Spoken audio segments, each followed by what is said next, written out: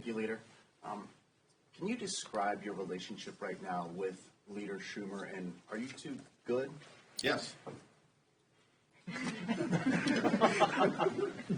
I ask you to elaborate on your strategy? You said it's all hands on deck as far as what the fight looks like. When can we start to expect to see some evidence of this fight, and whether or not Democrats can land a punch on Republicans? And what evidence are you looking for exactly? Well, should we win elections? Check. Should we outraise Republicans? Actually, the DCCC, interesting that I haven't seen this aggressively covered because it runs against the narrative. The DCCC had its best off-year January ever and outraised House Republicans by $4 million.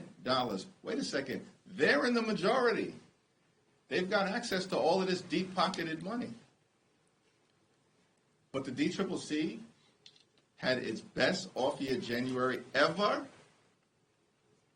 in history. And then what happened in February? We outraised the Republicans again. They're in the majority. We outraised the House Republicans. And by the way, outraised the Senate Republicans as well, which almost never happens. And then in special election after special election after special election, Democrats are winning. Winning. We're talking quantifiable facts, numbers, fundraising, elections, and Donald Trump's public approval ratings are plummeting. He's supposed to be in his honeymoon period right now.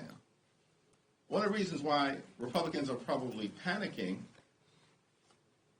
in terms of whether they ultimately will be able to produce the votes to jam a reckless budget down the throats of the American people is that the so-called swing seat Republicans get nervous when they see these special election results and see Donald Trump's poll numbers collapsing, while at the same time, in every single one of these races, independents are breaking for Democrats, and the Democratic base is turning out. Wait, the Democratic base is turning out?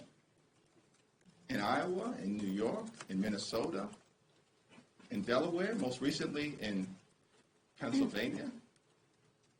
That seems to run counter to the narrative that some in this town continue to try to put forward. But we're in the facts business, not the perception business. Can I just follow up there? Sure. It's not just a narrative. I mean, that's what we're hearing at town halls. It's like constituents want to see the fight. It's not Correct. necessarily the journalists want to see the fight. So if you're answering the question to constituents, when will they see the fight? Is it just looking at special elections? No, I I think don't necessarily impact a lot of people across the country. Well, but I think what has been clear and what you see, and first of all, we're having town hall meetings. Republicans aren't even having town hall meetings. They're afraid to have town hall meetings. We're in these streets regularly, whether that's in Brooklyn, in the Midwest, in the Deep South, in California. So we interact with constituents all the time. I interact with constituents all the time. And we'll continue to talk about the things that are being done in Congress to push back against Republicans, our strong opposition to the reckless Republican spending bill. That was a fight. We were on one side of that fight. Republicans were on the other side of that fight. It was a legislative fight. Our uniform opposition to the reckless Republican budget, every single House Democrat voted against it. Every single Senate Democrat voted against it. That was a legislative fight. We were on the side of the American people, and Republicans were on the side of their deep-pocketed donors and special interests. We're in the middle of a fight right now as it relates to Pete Hegseth. He needs to resign or be fired by Donald Trump. We've made that clear across the caucus. And Democrats, I think, showed fight in the Senate hearing on Tuesday And in the House hearing on Wednesday, our veterans have stood up to push back against this stunning national security breach. That's a fight that we're in right now. Are we on the sidelines? Have we been silent about this scandal? Sid McGee? Have we? No. Okay, so that's a fight. These fights are ongoing. We're pushing back against their efforts to dismantle the Department of Education. Johanna Hayes and others, they're leading that fight. Joe Neguse and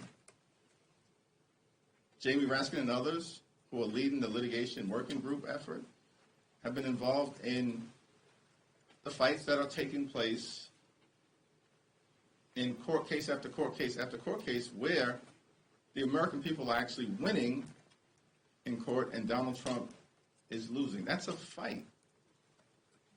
So, yeah, special elections are one indication of it.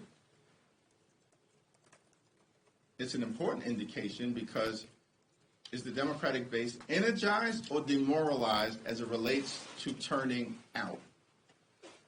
Y'all can answer the question based on what you are seeing. Is the Democratic base energized or demoralized as it relates to supporting the Democratic Congressional Campaign Committee? The data speaks for itself. Those are data points. But the most important thing is that the substantive fight has been underway from the very beginning, and it will continue with the relentless energy and righteous indignation that the moment deserves. Thank you, everyone.